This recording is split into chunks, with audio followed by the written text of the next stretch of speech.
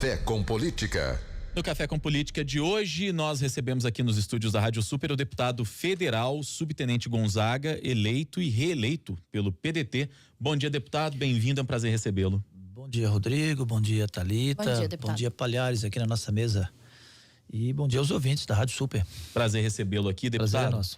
Bom, pra gente começar, eu queria falar de algo que tá aqui nas manchetes dos jornais, hoje inclusive é manchete do jornal Super, que é a área de atuação do senhor, inclusive, né? Eleito principalmente pelo trabalho que o senhor tem na corporação, na polícia militar. Os policiais mineiros estão ameaçando cruzar os braços diante da indefinição de 13º, da escala de pagamentos anunciada pelo governo.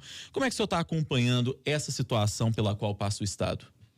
Olha, acompanhando com muita preocupação, e os policiais e o conjunto dos servidores têm toda razão para estar nesse estado de alerta com possibilidade de paralisação. Particularmente eu não descarto essa possibilidade pela realidade, né? Nós estamos desde janeiro de 2016 tendo rigorosamente todo mês atraso no pagamento, o parcelamento, e agora sequer um anúncio do 13º.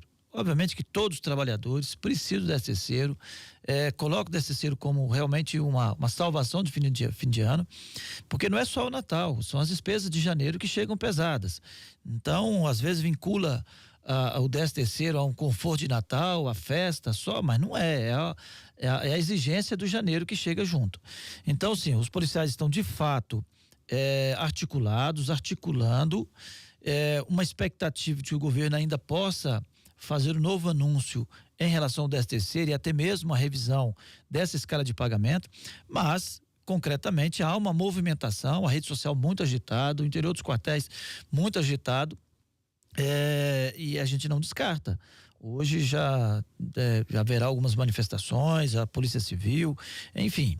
Então, os policiais têm toda a razão, o conjunto dos servidores tem toda a razão de, nesse momento, estar com essa intranquilidade, porque, de fato, não é nada agradável. Não é só a questão de ser agradável, é a questão de você ter contas a pagar, né? Todo mundo tem conta para pagar. É o direito do servidor. É o direito. Não. Então, você tinha, no mínimo, uma expectativa de que mantivesse pelo menos o valor dos R$3.000 no parcelamento, porque a gente não esperava que pagasse tudo de uma vez, mas que o parcelamento respeitasse pelo menos o que havia sendo feito.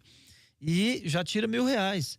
Isso é um percentual significativo da expectativa que todo mundo tinha. Então, a gente não descarta realmente e esperamos que o governo tenha responsabilidade. Porque, muito embora ele esteja saindo, e nós sabemos que chutar cachorro morto não resolve, mas o Estado não para, né? Dia 1º continuaremos tendo governador e ele terá que responder. Ele se candidatou, se elegeu para ser o governador. Então, o Estado não vai ficar um minuto sem governador e, portanto, ele assume toda a responsabilidade. E não adianta ele vir dizer que não é com ele, que ele veio para consertar, porque a partir de 1º de janeiro é com ele, é com o Zema. Então, nós estamos articulando tanto para esse fim de governo que já morreu, né, na prática, mas para um governo que chega também fazendo muita ameaça aos nossos direitos, aos direitos do conjunto dos servidores, porque tudo que se fala em fazer economia no Estado, ou é cortando cargo em comissão, aí tudo bem, a gente compreende que se há excesso, se há apenas gente sendo contratado para atender demanda partidária, demanda política, que tem que acabar mesmo, mas ele também faz ameaça com relação à Previdência, né? Tudo que se fala, toda hora o Zema está falando em reforma da Previdência. E no caso dos militares, nós temos uma necessidade de uma reação muito pesada, caso o governo de fato venha tentar consolidar a sua proposta de campanha, as suas ameaças de campanha, de fazer uma reforma da Previdência nos militares, não respeitando aquilo que historicamente nós conseguimos e conquistamos com os governos passados. E sem contar que o governo também em Minas, né, o governador nomeia um secretário da Fazenda, ao que tudo indica, por esse secretário ter sido responsável pela recuperação fiscal do Rio de Janeiro, que eu tenho sérias dúvidas se foi a competência do governador ou se foi o privilégio do Rio de Janeiro em receber recursos do governo federal, né? Só na intervenção federal na segurança pública, o governo federal injetou 1 bilhão de reais no Rio de Janeiro, né? Algo que seria um orçamento de 6 anos, foi injetado de uma vez. Então, o Rio de Janeiro não teve apenas um secretário competente, teve um socorro, de fato, do governo federal na área da saúde, em vários aspectos. Então, nomeio um secretário que vem para poder fazer a recuperação fiscal. E uma recuperação fiscal que vem ameaçando já as nossas conquistas, os nossos direitos.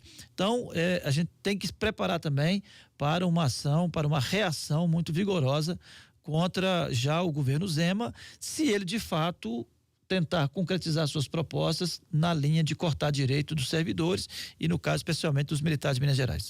Deputado, o senhor citou o novo governo, né, do Romeu Zema. Eu queria saber do senhor qual vai ser a posição em relação do seu partido em relação ao governador e também a posição do senhor enquanto deputado federal.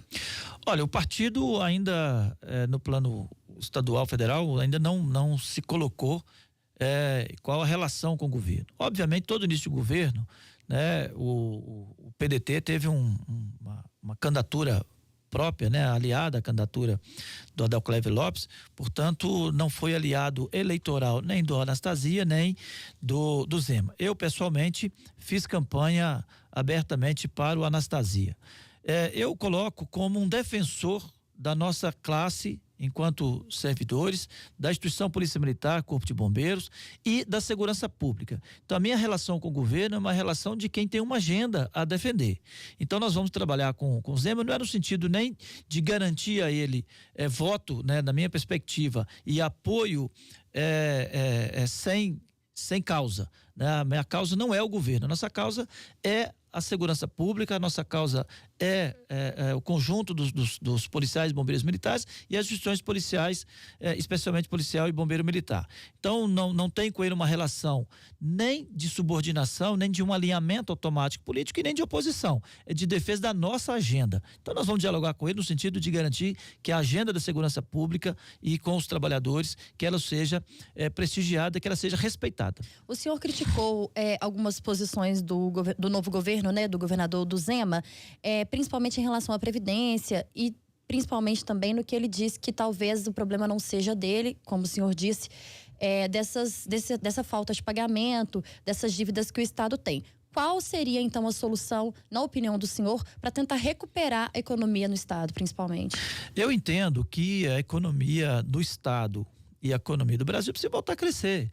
Nós tivemos uma retração da economia, né? Todos nós sabemos disso a partir de 2013, né? Todas as ações políticas, tudo teve interferência na economia, na minha avaliação. Então, é fato que a recuperação da economia do Estado passa pela recuperação da economia nacional, né? Precisamos de aumentar a exportação dos principais produtos mineiros, que é o minério, precisa o mercado internacional garantir preço. Então, não é uma ação política isolada que vai resolver. O que me preocupa é que, enquanto governador, ele tem apontado a solução para o caixa, para o equilíbrio fiscal do Estado, a reforma da Previdência e a demissão dos servidores.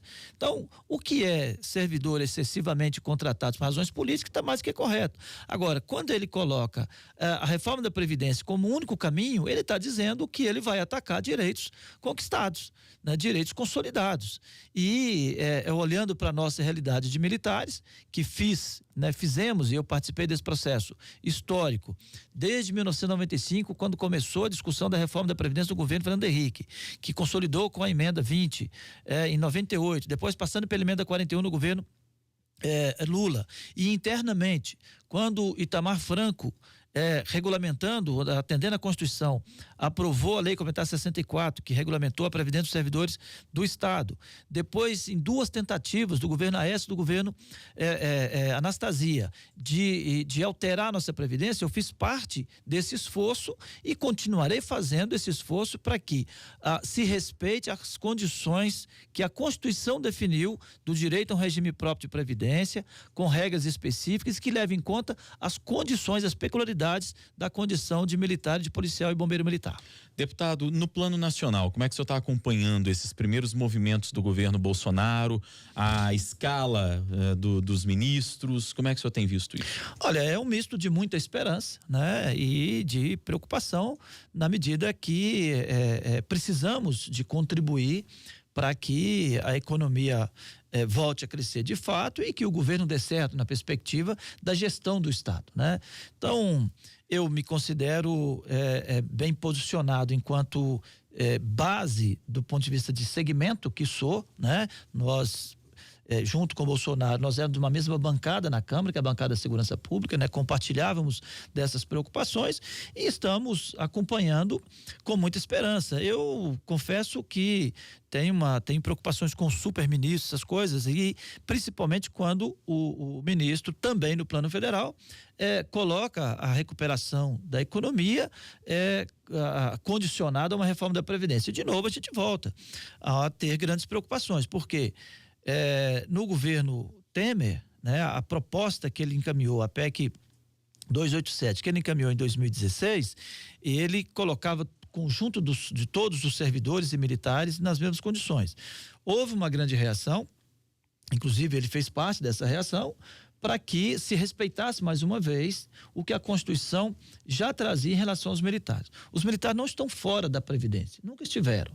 O que os militares têm direito é a um regime próprio com leis específicas, ou seja, não submete automaticamente às regras do artigo 40. Os atuais 30 anos para o senhor são justos, então, de prestação de serviço? Eu defendo que 30 anos de efetivo serviço de polícia militar, com o desafio que tem, com o risco que tem, com a responsabilidade que tem, justifica o direito à aposentadoria.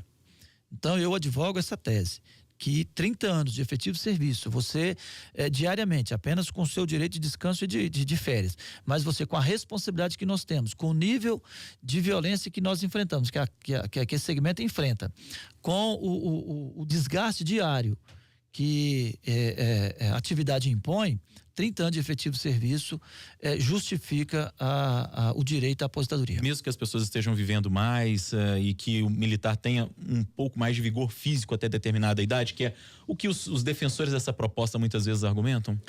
Na verdade, nós queremos viver mais e viver bem, certo? O que eu entendo é que a aposentadoria não é apenas um pequeno intervalo entre o trabalho e a morte. Tá certo? É de fato um espaço para você viver e viver bem. Então, o que eu defendo é que os 30 anos em que você atua diariamente no combate à criminalidade, e principalmente com o nível de violência que a categoria tem que enfrentar no dia a dia, ela justifica o direito à aposentadoria. É muito comum a gente ver essas manifestações porque nós estamos vivendo um reflexo de uma legislação, de uma realidade de 30 anos atrás, onde tinha tempo fictício, onde entrava na academia, por exemplo, com 16 anos. Então nós temos pessoas que entrou com 16 anos, há 40 anos atrás, né, que a legislação permitia, então 30 anos, ele vai realmente aposentar relativamente novo. Certo? Mas isso já mudou, esse parâmetro já mudou. Ninguém entra mais com 16 anos. Nós já impusemos o terceiro grau, que vai elevar a idade média de entrada para ali para seus 22, 23 anos. Hoje a média é 18, 19. Então 30 anos sempre vai dar antes dos 50, mas numa idade média acima de 22, 23, como é a expectativa pela legislação atual, nós já estamos elevando a idade mínima para acima de 50. As próprias reformas, as emendas 20, a emenda 41, foi acabando com os tempos fictícios que tínhamos, que impactava nessa idade mínima. Então, o que nós temos de projeção pela atual legislação já eleva e já leva a aposentadoria para a idade média acima de 50 anos.